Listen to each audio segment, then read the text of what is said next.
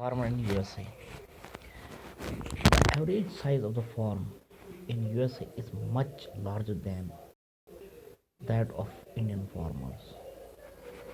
कल हमने पढ़ा था कि हिंदुस्तान के जो फार्म्स होते हैं जहाँ पे फसलें उगाई जाती हैं वो कितनी थी, या वहाँ एक बंदे के पास लगभग 1.5 हेक्टेयर, ज़्यादा से ज़्यादा 2 हेक्टेयर, 3 हेक्टेयर, 4 हेक्टेयर। लेकिन जो यूएसए में एक फार्मर के पास कितनी लैंड होती है? A typical farm size in USA is about 250 hectares.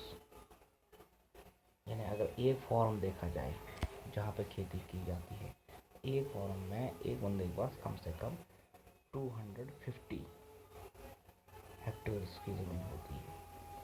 The farmer generally resides in the farm. अब जिसके पास इतनी ज़्यादा ज़मीन हो वो वहीं पे रहता भी है। Some of the major crops grown are corn, soybean, wheat, cotton and sugar beets. तो मेन क्रॉप्स जो 250 एकड़ में वहाँ पे बोई जाती है उसमें हमारे कॉर्न होता है, soybean, wheat, cotton, sugar beets, ये सब होती है।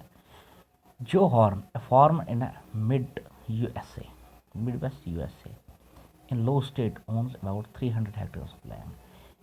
जैसे हमने कल यहाँ पे बात की थी कि हमारे पास एक जो फार्मर था जिसका नाम था मुन्ना लाल, उसके पास 1.5 हेक्टर थे। लेकिन यूएसए में एक आदमी जिसका नाम जो हॉर्न है उसके पास 300 हेक्टर लैंड है। He grows corn in his fields after making sure that the soil and water resources meet the needs of the crop. 300 Hector में वो कॉर्न उगाता था, यानी मक्की उगाता था। लेकिन उसे पूरा ये पता था कि जो जिस सॉइल पे वो ये चीज़ उगा रहा है, ये फसल उगा रहा है, उसके पास वाटर रिसोर्सेस जो इसकी नीड के क्रॉप्स के नीड की ज़रूरत थी, मीन्स कि उसके क्रॉप्स में जितना वाटर यूज़ होता था वो उसको सब पता था, वो उसको आराम से मिल जाता था। Adequate measures are been taken to control the pests and can damage the crops. तो वो बहुत सारे मेजर्स लेता था, मीन्स प्रिकॉशंस लेता था जो कंट्रोल ये करते थे कि जो उसने फसल उगाई उसको कीड़े नुकसान ना पहुँचाए। From time to time he sends the soil samples for to soil testing laboratory to check whether the nutrients are sufficient or not. तो वो क्या करता था काम, उसके पास वो हमेशा अपनी जो क्या बोलते हैं इसको, सॉइल चेकिंग के, यानी अपनी जो उसकी खेती थी 300 हेक्टर जो ज़मीन थी उसके पास जिसमें वो फसलें उगाता था कॉर्न की, तो वो टाइम टू टाइम उसके सैंपल्स लेबॉर्ट्री में भेजता था ये देखने के लिए कि जो मैं फसल उगा रहा हूँ उसके लिए न्यूट्रेंट जो है, यानी जरखेज़ियत जो है, जो एक फसल को न्यूट्रेंट चाहिए वो बराबर है कि नहीं। तो द रिज़ल्ट हेल्प्स जो form to plan scientific fertilizer program. तो अगर उसमें कुछ भी हो जाता, जैसे वो सॉइल टेस्ट के लिए भेजता था कि मेरी जो ज़मीन है इस फसल के लिए इसके बराबर न्यूट्रेंट्स है कि नहीं, फर्टिलाइज़र बराबर है कि नहीं, तो वो क्या करता था, जब वो लेबॉर्ट्री में भेजता और वहाँ से रिज़ल्ट जो आता था तो उसके अकॉर्डिंगली ही वो काम करता था और वो साइंटिफिक फर्टिलाइज़र्स प्रोग्राम इस्तेमाल करता था। अगर जरखेज़ कम हो तो किस तरीके से उसको बढ़ाया जाए वो उसको सारा पता लग जाता था।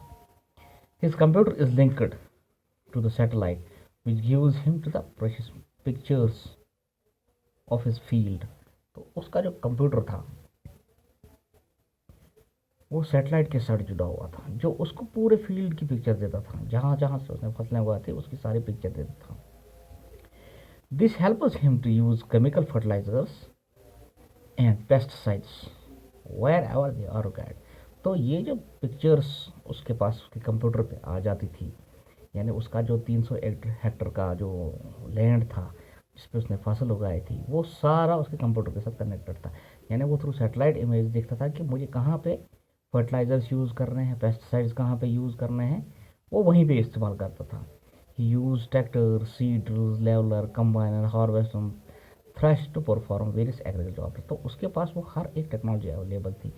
ट्रैक्टर्स भी थे, सीड ड्रिल यानी के जोतने के लिए ट्रैक्टर था, बोने के लिए भी मशीनें थी, उसको लेवल करने के लिए भी मशीनें थी, तो हार्वेस्ट जब वो उसको काटता था फसल को, उसके लिए भी मशीनें थी, और उस फसल को साफ़ करने के लिए जो मशीन थ्रेशर की ज़रूरत होती थी वो भी उसके पास थी, जो उसको इस हर एक चीज़ में उसको हेल्प करती थी।